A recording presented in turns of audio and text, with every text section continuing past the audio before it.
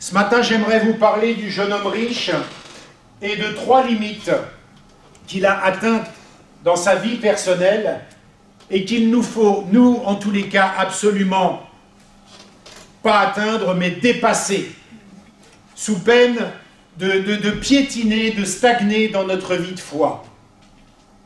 Et j'aimerais que pour ce faire, nous allions dans l'évangile de Marc, au chapitre 10 et au verset 17.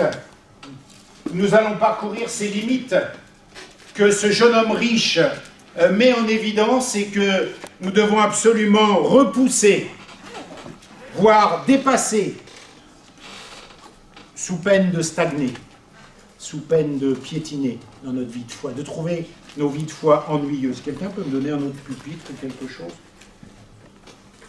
Merci. Je dis quelqu'un, mais je le fais moi-même, donc c'est génial. Parce que je suis quelqu'un, exactement. Marc au chapitre 10, verset 17.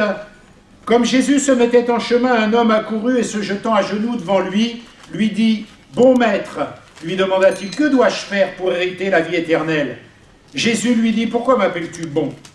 Il n'y a de bon que Dieu seul.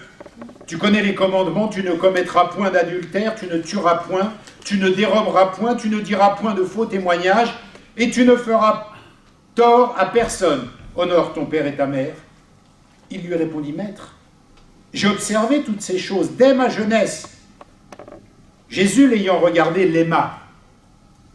Il lui dit, « Il te manque une chose.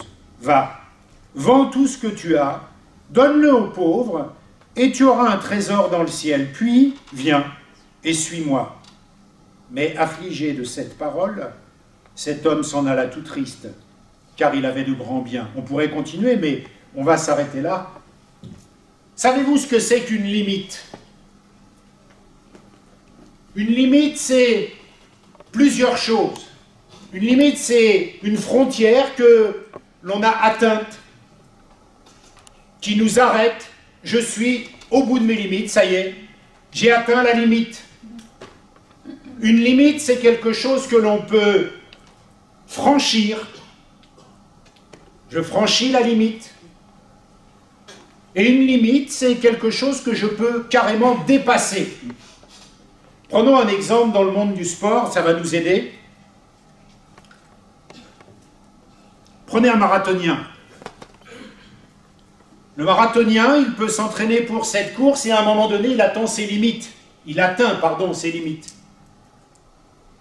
Soit il s'arrête, parce qu'il a atteint les limites, soit il franchit cette limite, soit il la dépasse carrément. S'il atteint la limite, il abandonne la course et c'est fini. Et d'autres, voyant ce qu'il faut faire, ne s'inscrivent même pas à cette épreuve. Il y a aussi le marathonien que vous voyez à la télé, il est en train de courir, il n'est pas bien, et il vomit, mais tant pis, il repart, il court, il va jusqu'au bout, il sort ses tripes. Là, il dépasse ses limites. Vous êtes d'accord avec ça? On voit que les gens se tirent dessus, dans par exemple cet exemple du sport, il dépasse carrément la limite. Il est en train de vomir, il est pas bien, mais il continue de courir. Il est perclus de crampes, il continue. On peut repousser ses limites, on peut les atteindre. Et puis il y a carrément ceux qui les dépassent. Vous savez ce que c'est le marathon? Une épreuve dure, hein, 40 et quelques kilomètres. Ben, il y a ceux qui dépassent carrément, allègrement cette limite. Il y a ceux, par exemple, pour qui le marathon ne suffit plus, ils font ce que l'on va appeler un Ironman.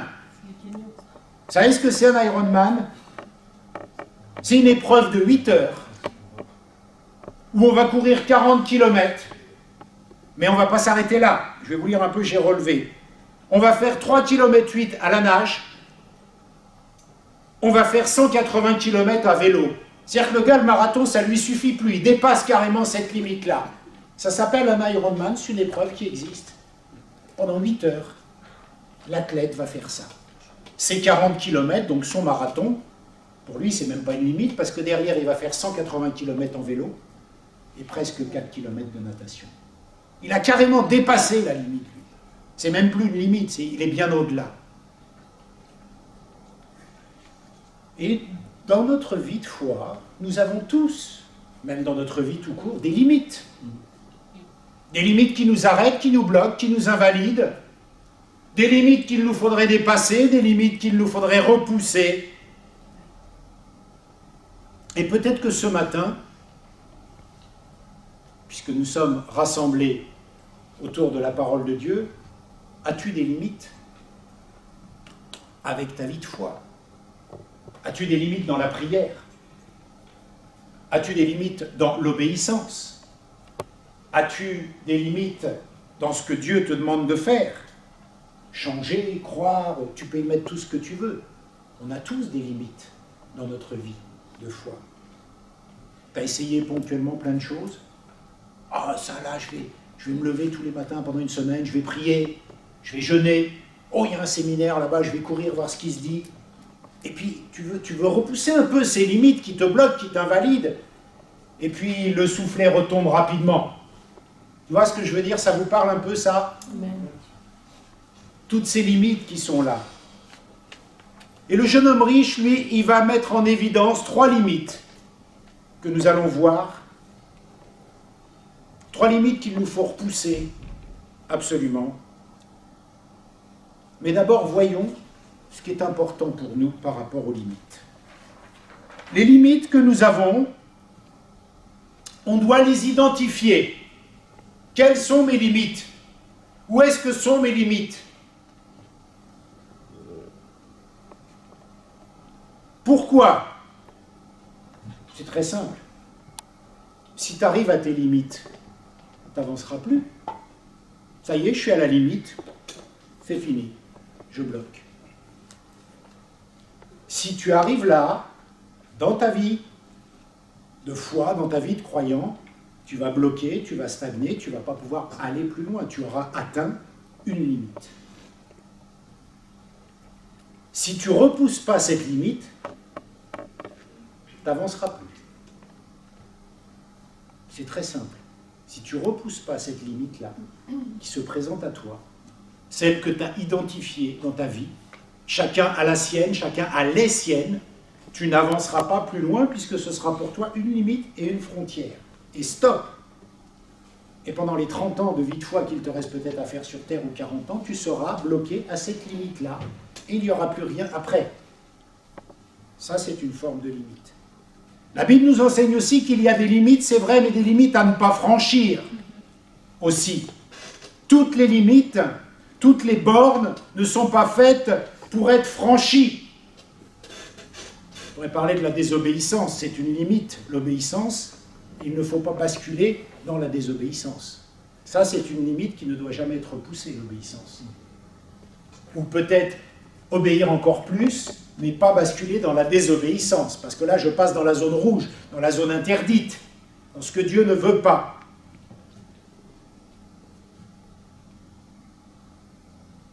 Ce jeune homme-là,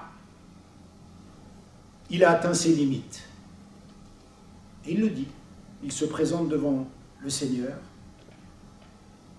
Et le Seigneur dit de lui, c'est vrai, aux hommes, ces choses-là sont impossibles.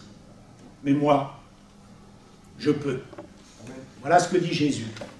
Donc, si tu as atteint ta limite, si tu as atteint des limites, sache que comme le jeune homme riche, tu ne peux que constater que tu l'as atteinte, c'est vrai, mais Jésus dit, aux hommes cela est impossible, mais tout est possible à Dieu.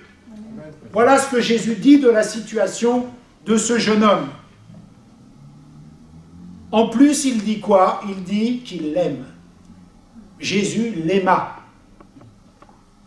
C'est encourageant. Si tu as atteint les limites dans ta foi, si tu as atteint des limites dans quelque chose, eh bien Dieu, Jésus-Christ dit « je t'aime ». Et toi, tu ne peux pas franchir cette limite, toi, tu ne peux pas aller plus loin parce que tu es un homme et c'est impossible pour toi, mais pour moi, tout est possible. Ça, c'est l'encouragement. Est-ce que Jésus lui dit qu'il va tout faire à sa place pour autant? Non. Est-ce que Jésus lui dit « tu es dédouané, tu es exclu d'obéir » ? Non. Nous allons le voir dans la suite qu'il n'est pas du tout exclu, ni d'agir, ni d'obéir. Mais Jésus te rassure là. Si tu as atteint tes limites, il va falloir que tu les identifies.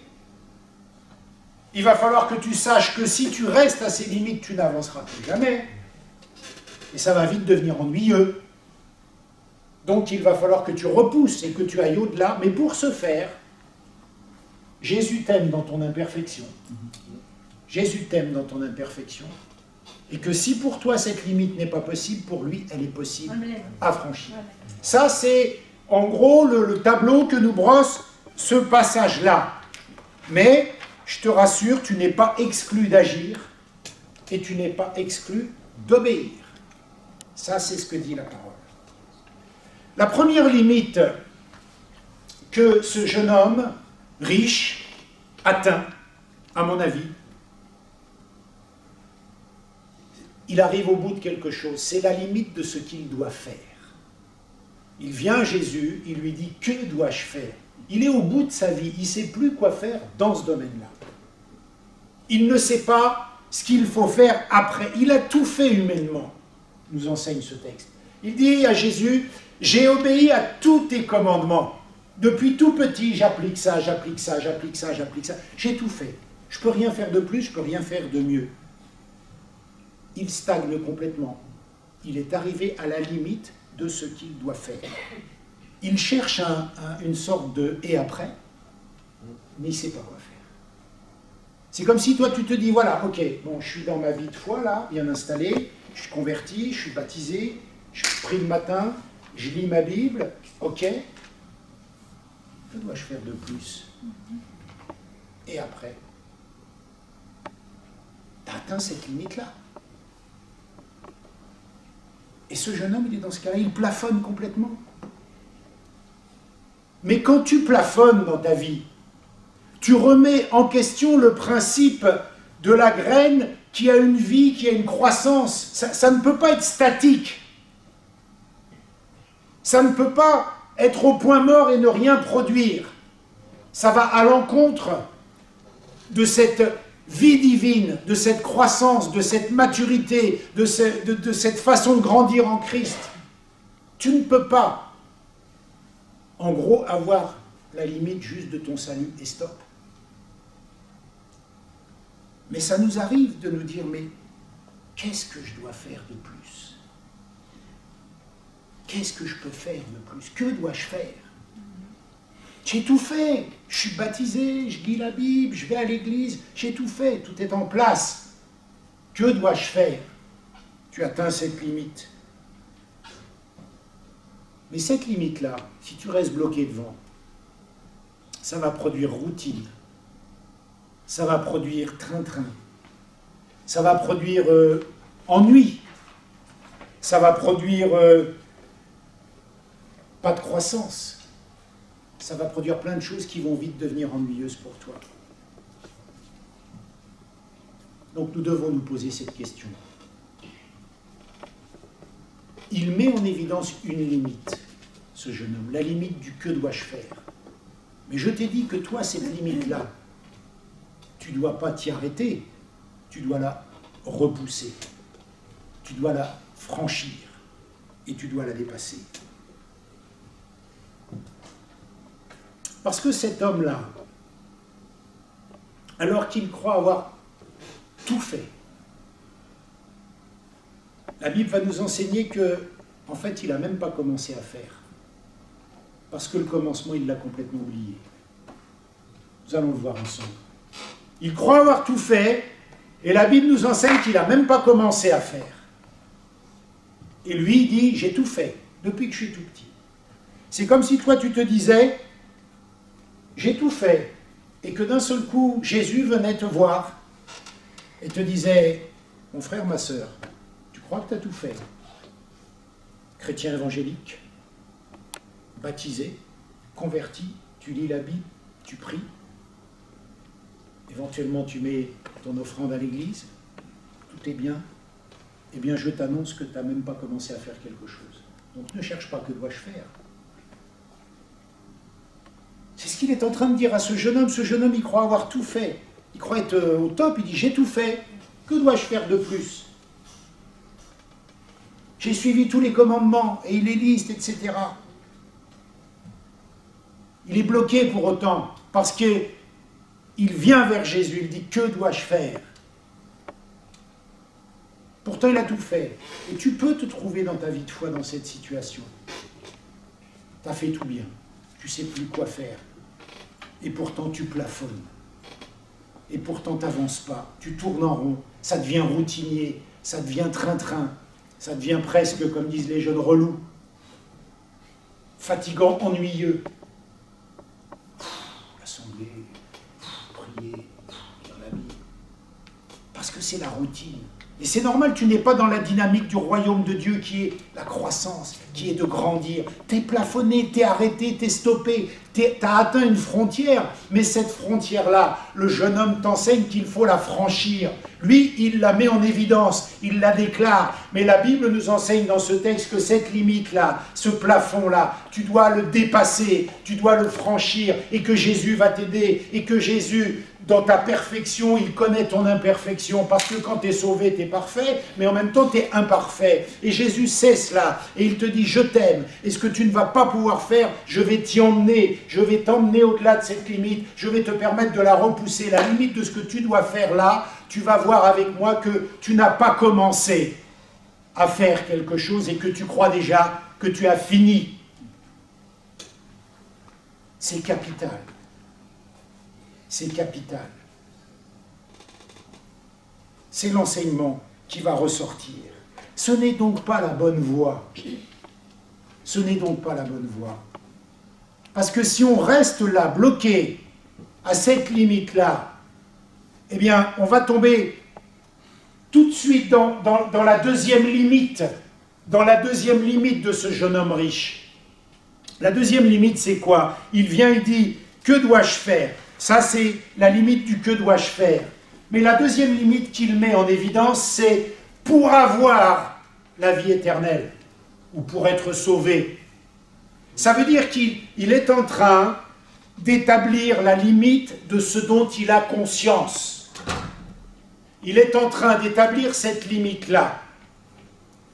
Il a conscience, en gros, de ce qu'il n'a pas. Ce qu'il n'a pas, c'est qu'il n'a pas la vie éternelle. Ça, il en a conscience puisqu'il demande. Mais il n'a pas conscience de son salut. Autrement dit, il est en train d'établir la limite, la frontière de sa conscience. Il a conscience qu'il n'est pas sauvé, qu'il n'a pas la vie éternelle. Ça, il en a conscience. Mais il n'a pas conscience d'avoir la vie éternelle. Vous voyez la différence? Comment ça se matérialise dans notre vie à nous, cette limite-là de la conscience?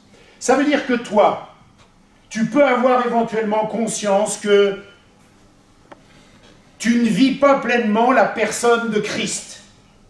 Tu peux avoir conscience que tu ne vis pas pleinement la personne du Saint-Esprit. Tu peux avoir conscience que tu ne vis pas pleinement la prophétie. Tu peux avoir conscience que tu ne vis pas pleinement la guérison. Tu peux avoir conscience que tu ne vis pas pleinement dans l'obéissance. Tu peux avoir conscience de toutes ces choses. Mais tu n'as pas conscience de ce qu'est la guérison, de ce qu'est la prophétie, de ce qu'est le Saint-Esprit en tant que personne. Tu vois, tu n'as pas conscience. Enfin, tu as conscience de ce que tu n'as pas, mais tu n'as pas conscience de ce que tu devrais avoir. Et c'est cette limite-là qui est importante. Parce que dans notre vie de foi, il a conscience d'un manque. Il lui manque la vie éternelle. Il lui manque le salut de nous. Il a bien conscience qu'il n'a pas, cette vie éternelle, puisqu'il le dit, comment je fais pour avoir ça? Il a une pleine conscience de ce qu'il n'a pas. Mais il n'a pas du tout une conscience de ce qu'il faudrait avoir. Il a atteint une limite de sa conscience. Et comment on fait pour avancer dans cette conscience, pour prendre conscience? Quel est le chemin? Galates chapitre 4 verset 1 nous enseigne que si nous restons comme ça, eh bien nous allons être comme ces enfants qui sont les héritiers de tout, mais qui se comportent comme les esclaves. C'est-à-dire qu'ils n'ont pas conscience de qui ils sont. Ils n'ont pas conscience des droits qu'ils ont. Ils n'ont pas conscience que la maison dans laquelle ils vivent, elle est à eux. Ils n'ont juste pas conscience de ça. Et on va tomber là. Le jeune homme, il a pas conscience d'avoir la vie éternelle parce qu'il ne l'a pas. Mais il a juste conscience qu'il ne l'a pas. Ça laisse mal. Tu as conscience de ce que tu n'as pas, c'est pas intéressant. Ce qu'il faut, c'est avoir conscience de ce que tu as, marcher dedans, prendre des dispositions pour aller vers ce que nous avons, mettre des choses en place, agir en fonction de cette conscience qu'on a. Ça, c'est important. Mais si ton salut, voilà, c'est bon. Si c'est juste ça la limite, t'as pas commencé. T'as pas commencé.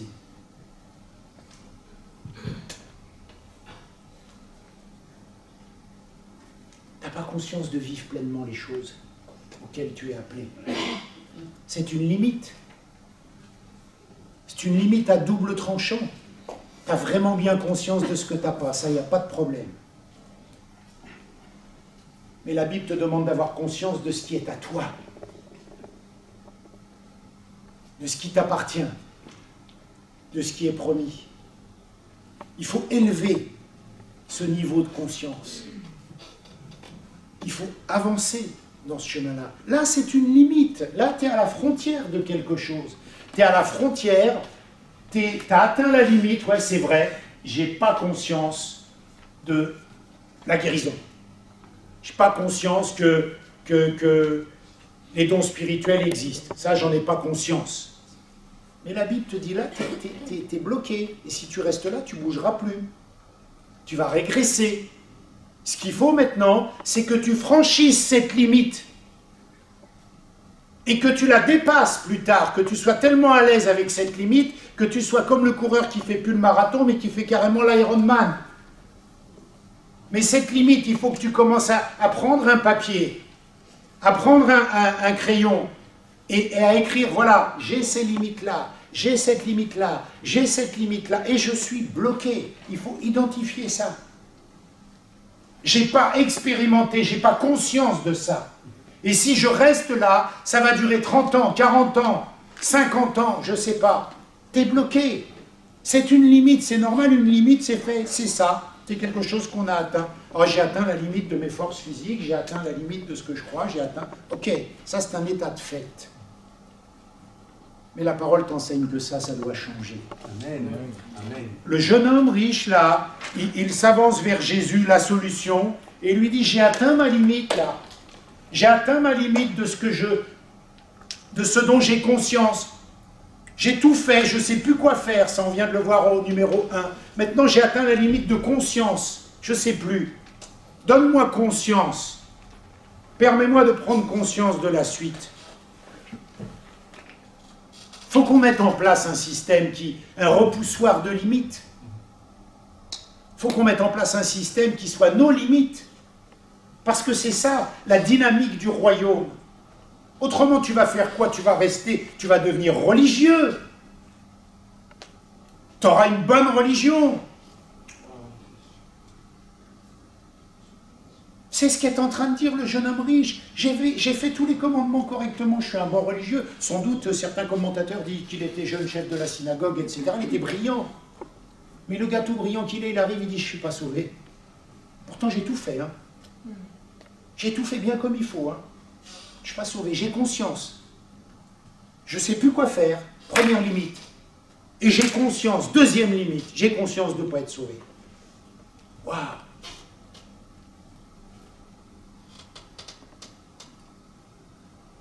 Mon frère, ma soeur, ce matin, ce que le Seigneur veut te dire, c'est que à toi de choisir de ce que tu veux faire de tes limites. C'est à toi de choisir. C'est ta limite, tu veux t'arrêter, arrête-toi. Mais t'attends pas à plus. Tu vas continuer de t'ennuyer à l'Assemblée. Tu vas continuer de t'ennuyer dans ta vie chrétienne. Mais c'est ton choix. Tu as choisi de stopper à cette limite-là.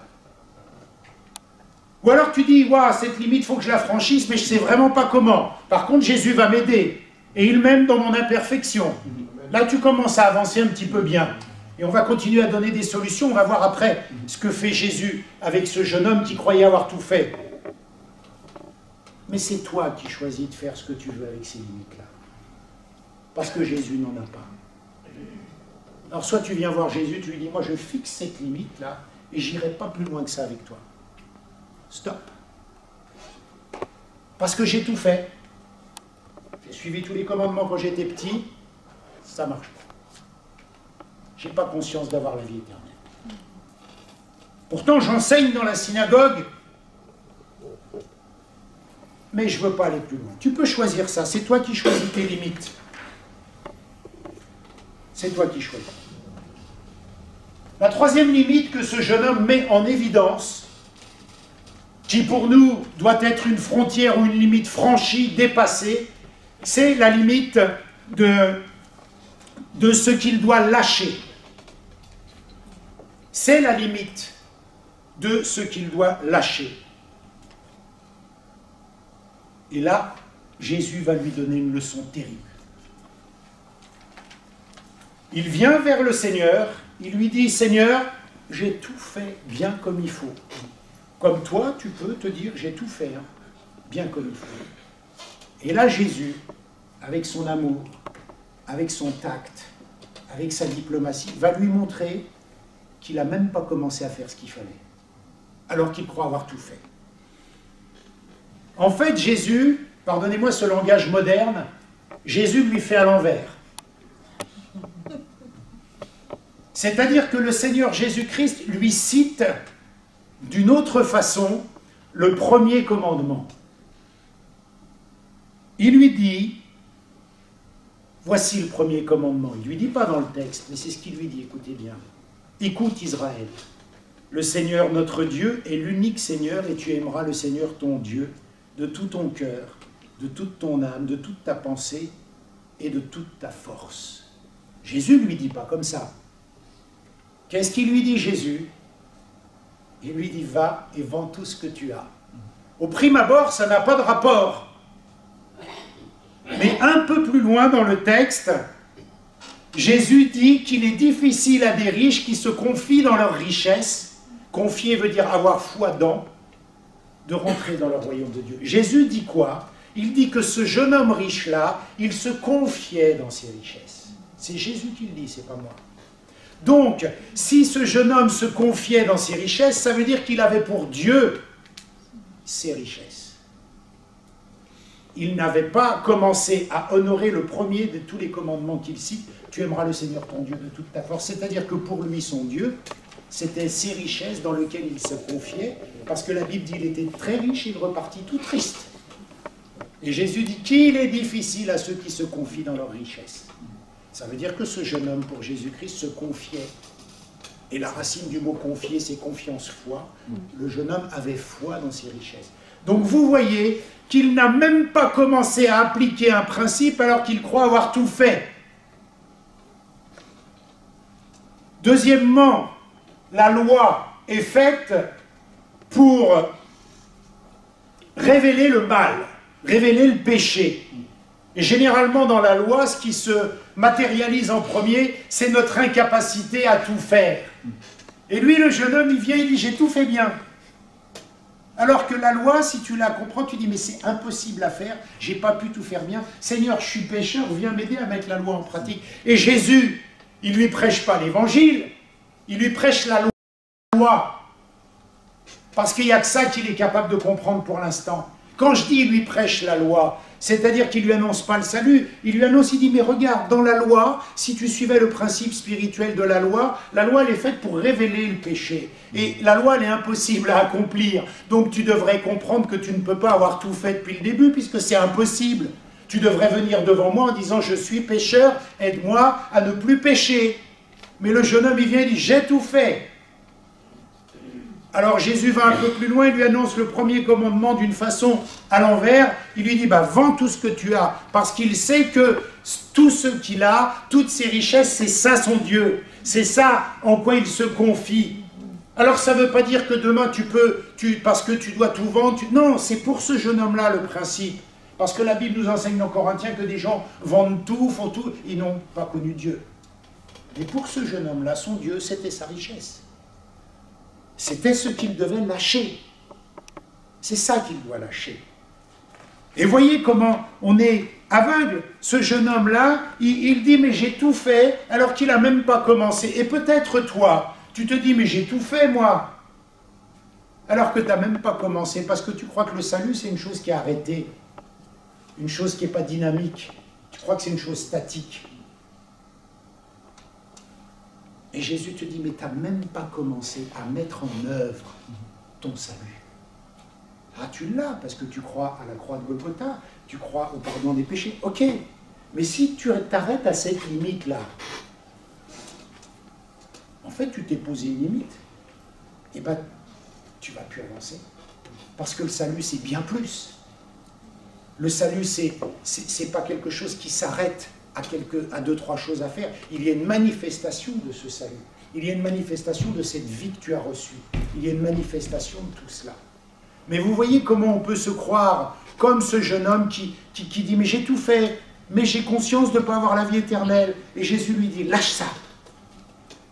Il lui dit « Tu n'as même pas commencé à faire. » Et peut-être que le Seigneur ce matin nous rappelle que nous n'avons même pas commencé à faire, alors que nous croyons dans notre tête, mais je fais tout, moi, je vais à l'église, je lis ma Bible, je prie, qu'est-ce que je peux faire de plus? Et Jésus vient, et d'une façon habile, te fait comprendre que tu n'as même pas commencé. Waouh!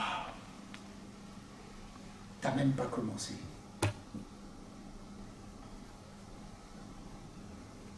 Ce jeune homme a fait une erreur. Il a obéi à tous les commandements, sauf au premier. Le premier qui dit « Tu aimeras le Seigneur ton Dieu de toute ta force, de toute ton âme », et bien lui, il aimait son argent de toute sa force, de toute son âme, de toute sa... il est parti, tout triste. Voilà l'erreur qu'il fait. En plus, c'est un vrai délire dans sa tête, vous savez pourquoi? Parce que pour un juif, c'est un signe de bénédiction que d'être riche. Et Dieu est en train de lui dire, Jésus est en train de lui dire, ce signe de bénédiction dans lequel tu es ancré, libère-toi de ça. Mais enfin, tu me demandes de me libérer de ce qui est pour moi un signe de bénédiction, en plus de tout. C'est comme si Dieu est en train de te dire à toi, tu dois te libérer de ça, tu dois te débarrasser de ça. Mais pour toi, c'est parfaitement légitime, ce ça. Tu vas dire au Seigneur, mais Seigneur, je ne peux pas me débarrasser de ça. C'est toi qui le donnes, ça vient de toi, c'est ta volonté. Oui, mais ça, c'est devenu un Dieu pour toi. Tu dois t'en débarrasser. Vous comprenez? Et c'est pas pour ça que mon frère à côté devra se débarrasser de la même chose que moi, parce que pour lui, c'est pas un Dieu. Mais pour toi, c'en est un. Pour toi, c'est mal géré. Et tu vas dire, mais non, c'est quand même Dieu qui donne telle et telle chose. Ça vient pas de Dieu. Dieu ne peut pas me demander de me débarrasser de ça. C'est pas possible puisque ça vient de Dieu. Effectivement, les richesses viennent de Dieu. Il se dit, mais c'est pas possible que Dieu me demande de me débarrasser des richesses puisque ça vient de lui. Et en ce temps-là, plus un homme est riche, plus il est béni, plus t'es pauvre, plus t'es maudit. Et lui, il est super riche. Rock'n'roll. Il est béni. Ça ne peut pas être Dieu qui lui demande de se séparer de la source de sa bénédiction. Vous comprenez comment ça vrille dans la tête? Comment c'est pas clair? Et comment ça peut ne pas être clair dans ta tête à toi aussi? Parce que tu as atteint la limite de ce que tu dois faire. Ce que tu dois faire, toi, tu l'as tout fait. Je vais à l'église, je lis ma Bible et tout, je ne peux pas faire plus. Tu as atteint la limite de ce que tu dois faire, tu ne sais plus quoi faire. Il va falloir repousser cette limite-là. Maintenant, tu as atteint la deuxième limite peut-être aussi. Parce que la parole met ça en évidence pour nous montrer qu'on a tous ces limites-là. Les limites de ce dont tu as conscience. Peut-être c'est même ton salut, tu n'en as pas conscience. Ton salut. Peut-être tu as juste conscience que c'est pas clair. Voilà, ça c'est. Mais tu n'as pas conscience d'être sauvé. C'est comme la nouvelle naissance. J'ai conscience que peut-être je ne suis pas né de nouveau, mais je n'ai pas conscience pleinement d'être né de nouveau. Voyez la différence, la limite de la conscience. Et il faut que cette limite, cette frontière soit repoussée, soit engagée. Et Christ lui dit, libère-toi de ça, ça va t'aider à avancer, parce que tu n'as rien compris. Et Jésus l'aimait pourtant, mais il le laisse repartir. Alors que la Bible nous dit, Jésus l'aima. Il aurait pu dire, hey, viens, je blague, c'est bon, je vais t'annoncer l'évangile. Non, il le laisse partir. Qu'est-il devenu? Certains commentateurs, ils voient Barnabas, etc. Je ne sais pas trop. La Bible ne dit pas ce qu'il est devenu. En tous les cas. C'est énorme. Jésus le laisse repartir. Il lui a donné sa chance. Il lui a expliqué. Il a essayé de lui montrer. Rien. Il repart tout triste. Parce qu'il ne veut pas lâcher. Pas lâcher l'argent.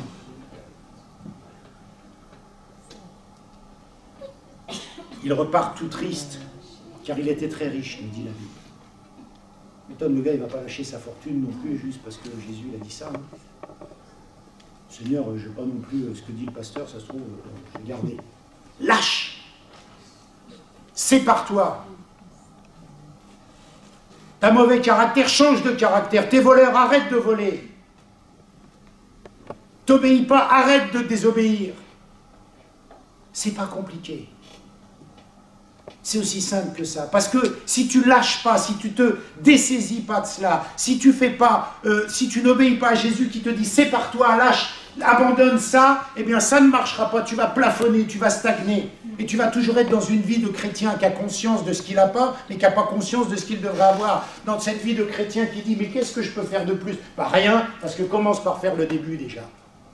Oui, mais je vais aller au séminaire, je vais aller là, je vais partir en mission. Non, non, non, arrête tout. Commence par le 1. C'est ça qu'il dit au jeune homme. Ça me rappelle une histoire un peu exubérante que je vais vous raconter, c'est à New York. À New York. C'est un peu farfelu, mais vous allez comprendre. C'est dans une énorme tour. Il y a un gars qui est tout en haut de la tour, 28 étages, on va dire, et il y a un incendie terrible, terrible. Et les flammes commencent à monter, genre la tour infernale, vous voyez. Et le gars, il ne peut plus descendre, c'est fini. Il ne peut plus. Et les pompiers, ils arrivent en bas, ils commencent à étendre, vous savez, des trucs pour sauter dedans et tout, pour le recevoir. Et le gars, vous savez ce qu'il fait? Il se met au bord de la fenêtre, et qu'est-ce qu'il dit? Il dit, waouh, les pompiers de New York, ils sont tellement merveilleux. Vous vous rendez compte, ces gens-là, ils sont tellement beaux, ils sauvent des vies. Vous vous rendez compte, ces gens-là, ils ont des beaux uniformes. Vous vous rendez compte, ces gens-là, c'est les sauveurs du monde. Chaque fois que quelqu'un est en danger, les pompiers qui sont tellement gentils viennent le sauver. Et ils vendent des louanges, Mais il est en train de cramer, le gars. Ne ris pas. Il ne s'est pas acheté. Et peut-être toi, tu dis Jésus, ouais, le sauveur du monde, Jésus, ouais, trop merveilleux, Jésus, il était... Mais lâche prise, saute. Tu vois, on se moque facilement de ce gars-là. Mais nous-mêmes, on ne lâche pas prise. Nous-mêmes, on n'enclenche pas. Oh, Jésus, il est trop... C'est, oh, merveilleux. Oui, oui, mais saute dans le truc parce que tu vas mourir. Saute dans le tapis, là. C'est pas le moment de faire du m'as-tu vu. C'est pas le moment de faire les louanges, c'est le moment de sauter, parce qu'il y a danger. Elle est débile, cette histoire, en fait. Hein. Le gars, il n'a pas compris, il ne saute pas. Et on est souvent comme ça. Alors que Jésus nous demande de faire quelque chose d'important, d'urgent, qui met en jeu peut-être notre salut, qui met en jeu notre vie de foi, qui met en jeu ce qu'on doit faire pour lui, et ben nous, on préfère... faire le religieux, oh Seigneur, tu es tellement merveilleux. Oh Seigneur, tu es tellement bon. Oh Seigneur, tu m'as tellement sauvé. Non, non, je ne t'ai pas sauvé, je te demande de sauter. Si tu ne sautes pas, tu es perdu. Oh, tu m'as sauvé, je n'ai pas besoin de sauter. Waouh, mais tu n'as pas compris. On ne rit pas. Parce qu'on est comme ça. Riez si vous voulez, hein, c'est une façon. On est comme ça.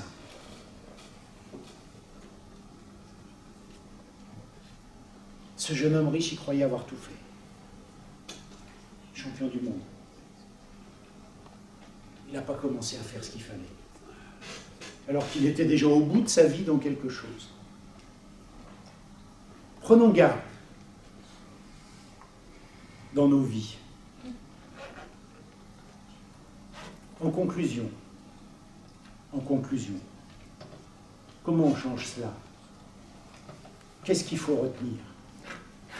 Moi, je vais vous citer des choses qui me sont venues à l'esprit. Si tu es plein d'espoir, comme ce jeune homme, parce que finalement, il vient plein d'espoir auprès de Jésus. Il est plein d'espoir. Il a envie de quelque chose. Il s'adresse à la bonne personne. Au départ, il a la bonne attitude. Il se jette aux pieds de Jésus. Il s'adresse à la bonne personne. Il est plein d'espoir. Et il repart tout triste. Parce qu'il ne veut pas lâcher ce que Jésus lui dit. Si toi, tu es plein d'espoir avec Jésus, si tu es plein d'espoir en entendant ce message, ne repars pas tout triste, en ne laissant pas ce que Jésus veut que tu laisses. Ne fais pas l'erreur de ce jeune homme riche. Ah, c'est comme, oh là je vais aller au culte, là je vais être béni, puis t'entends un truc, à lâcher, oh, je lâche pas, je pars tout triste. C'est un peu ça. Et le Seigneur ne parle pas aux absents, il parle au présent. Ça veut dire que si on entend cela ce matin, c'est pas parce que j'ai les révélations de Dieu, c'est parce que Dieu veut parler, c'est tout. Mais si Dieu veut parler, c'est qu'il y a des choses à lâcher. Alors soit tu repars tout triste, et Jésus ne te rappellera pas, parce que ce jeune homme, il ne l'a pas rappelé. Parce que tu vas plafonner, parce que tu vas stagner. C'est important d'identifier. Parce que Jésus même, Jésus il est bon. Jésus l'aima, la Bible nous dit Jésus l'aima, mais il l'a laissé repartir. Donc ne te réfugie pas non plus de façon trop sentimentale dans l'amour de Jésus pour te permettre de faire ça, parce que la Bible est en train de t'enseigner que même l'amour de Jésus, là, dans ce cas-là, ne l'a pas rappelé, en tous les cas. Donc, réfléchissons aussi à cela.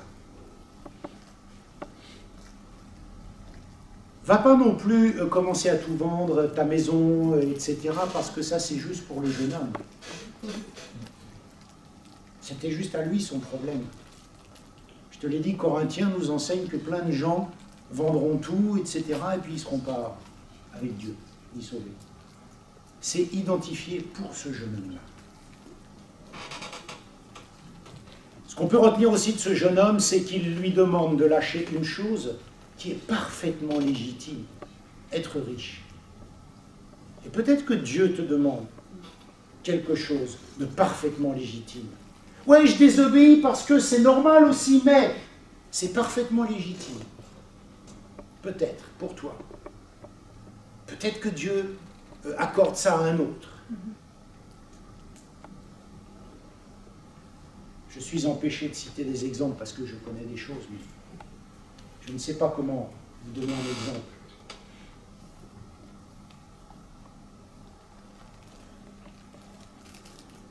Prenons l'exemple de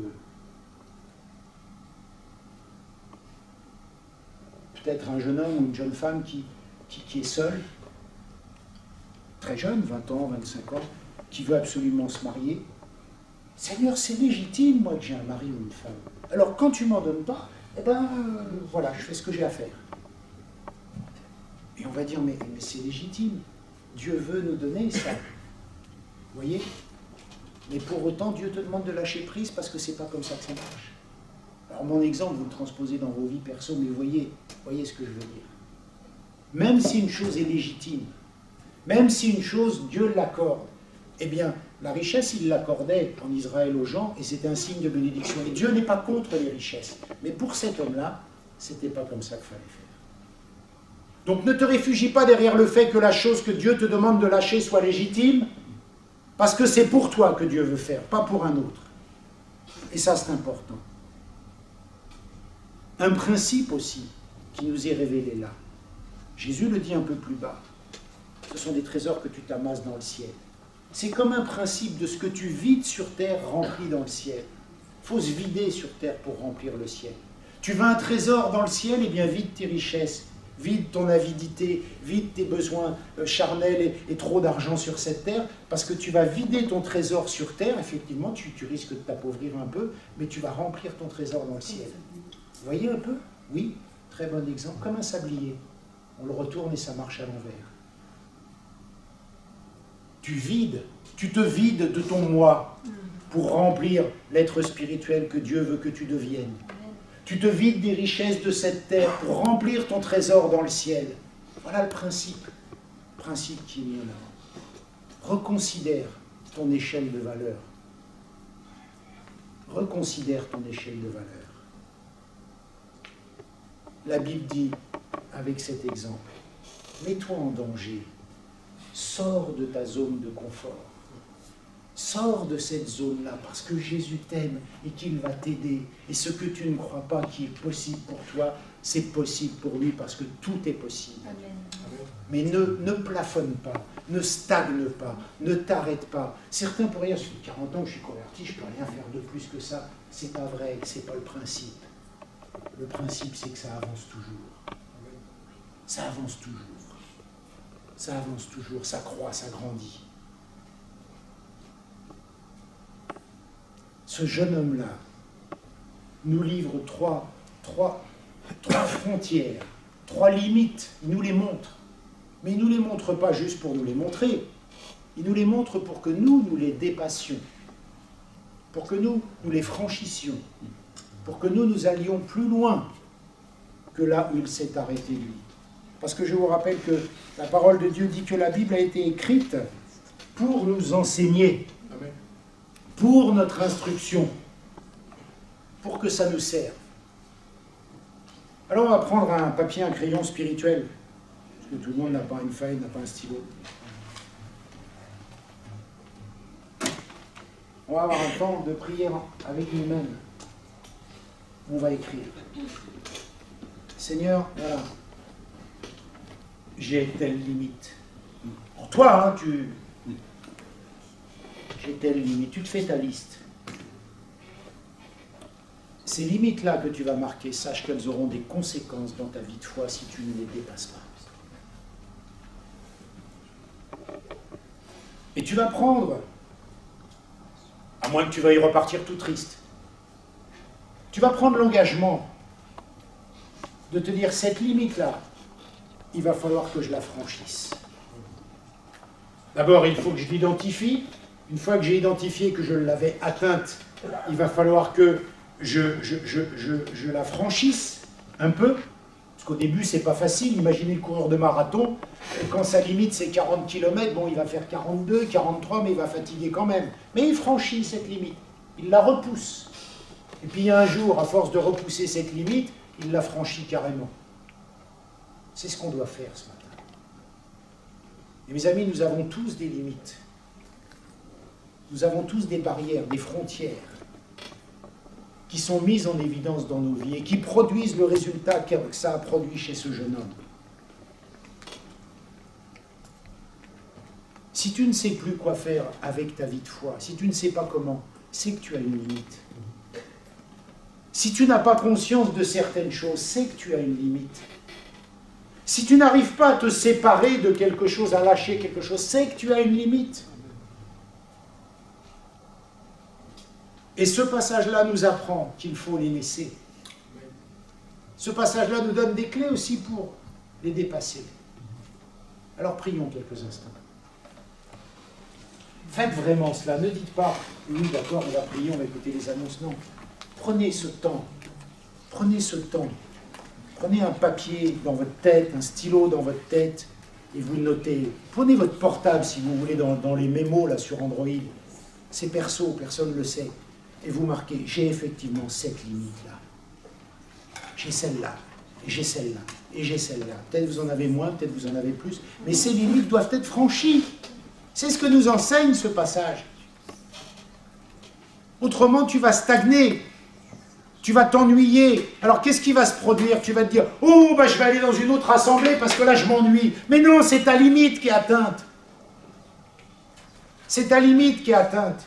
Tu ne peux pas t'ennuyer où Dieu t'a mis, sauf si tu acceptes la limite que tu te mets toi. Autrement, Dieu ne t'a pas mis là. C'est comme ça qu'il faut ressentir les choses avec la puissance du Saint-Esprit. Et le Saint-Esprit, il est là pour nous faire basculer dans le niveau de conscience que nous n'avons pas. Le Saint-Esprit, il est là pour nous emmener dans l'autre bord, au-delà des limites, dans le lieu secret, parce que c'est là qu'on va faire ce travail-là, c'est là qu'on va les franchir. Et le Seigneur te dit, voilà, j'ai commencé à la Pentecôte par te donner la capacité d'aller faire ce petit voyage qui te donne une puissance sur tes limites. Mais c'est pas que, ça ne s'arrête pas à acte 2, il faut continuer, il faut continuer. On va prier. Je vais demander aux musiciens, aux choristes, puisqu'ils ont reçu l'onction pour nous amener dans la dimension de Dieu, ce que je crois. Et dans ce moment, on ne va pas faire trop fort, on ne va pas faire trop puissant. Réfléchissons ensemble. Où j'en suis? C'est pas un jugement. C'est pas quelque chose Christ n'a pas montré ce jeune homme du doigt culpabilisant. La Bible nous dit Jésus l'aima. Jésus l'aima. Mais il l'aime tellement, il lui dit, bah voilà, je t'aime, voilà ce que tu dois faire. Je te donne le conseil pour que tu puisses savoir ce que tu dois faire, pour que tu puisses avoir conscience. Voilà, je te dis, lâche. Abandonne cette chose. Voilà ce que lui dit Jésus. Il ne peut pas faire mieux, il lui donne la solution. Il lui donne la clé. Il lui dit, pour toi, si tu veux que ça aille mieux, eh bien, lâche, cède. Et ce matin, c'est pareil. Si tu veux, et si nous voulons que ça aille mieux, il faut céder. Il faut céder. Et je te rappelle que la chose sur laquelle le Seigneur peut nous demander de céder peut nous paraître parfaitement légitime et qu'on n'a pas envie, mais dans notre cas, elle correspond à ce que Dieu veut.